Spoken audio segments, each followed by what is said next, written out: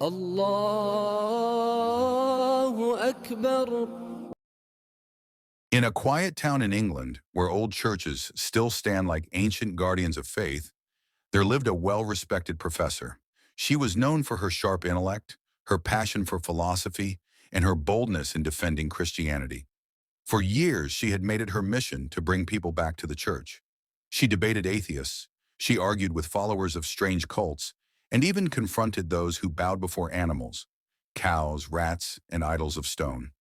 With confidence and eloquence, she would dismantle their beliefs and invite them back to Christianity.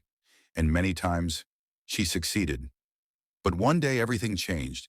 In a crowded debate hall, a clever English atheist confronted her. With a mocking smile, he said, "You've convinced Hindus, pagans, and idol worshippers, but let's see if you can convince a Muslim to leave his faith and embrace Christianity. If you manage that, I will return to Christianity myself. That's my promise." The room fell silent. For the first time, the professor hesitated. A Muslim? She had debated almost everyone, but never a Muslim. To her, Islam was a mystery, something foreign, distant, and vaguely threatening. But her pride wouldn't allow her to back down. She accepted the challenge. That night, she sat alone in her study, staring at her computer screen. If I am to debate a Muslim, she thought, I must first understand what they believe. And so she began to search. What she discovered shook her entire world. She read that Muslims believe in Moses, they believe in Jesus, they believe in the Virgin Mary, so much so that an entire chapter of their holy book is named after her. She froze, her heart raced. How can this be? Jews reject Jesus entirely. Christians reject Muhammad completely. But Muslims accept them all. Night after night, she read more. The Qur'an lay open before her, its words translated into English. And then she came across a verse that pierced straight into her heart. Indeed, those who disbelieve in Allah and His messengers and wish to distinguish between Allah and His messengers, saying, we believe in some and reject others, and wish to adopt a way in between. They are truly disbelievers. But those who believe in Allah and all His messengers and make no distinction between them, to them He will grant their rewards, and Allah is forgiving, merciful. Qur'an 4:150-152. She stared at the verse for a long time, trembling. It was as if God Himself was speaking directly to her. The logic was undeniable. The truth was too clear to ignore. She whispered to herself, the Jews believe in Moses, but reject Jesus. The Christians believe in Jesus, but reject Muhammad. Only the Muslims believe in them all.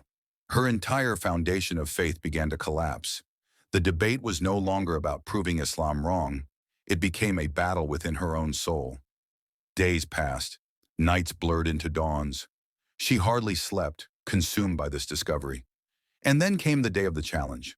She stood outside a church, waiting, her heart pounding, not with the old confidence of a debater, but with a new fire she could not explain. A man approached, someone she once convinced to leave the worship of cows. He greeted her warmly, expecting another lecture about Christianity. But instead she looked into his eyes and said softly, I used to call you to the church. Today, I call you to something greater, to the faith that unites Moses, Jesus, and Muhammad, to Islam. The man froze, stunned.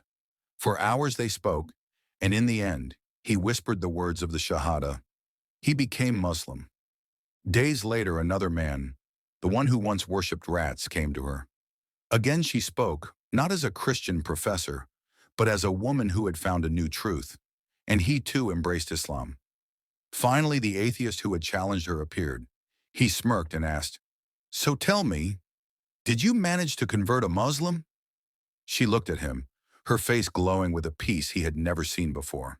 No, she said, I did not convert a Muslim. He laughed triumphantly, but then she leaned closer and whispered, I became one. The atheist's smile vanished. He stared at her, speechless. And from that day on, the professor who once stood outside churches, inviting people to Christianity, now stood in the same spot, inviting them to Islam. Her journey became a story that echoed across communities.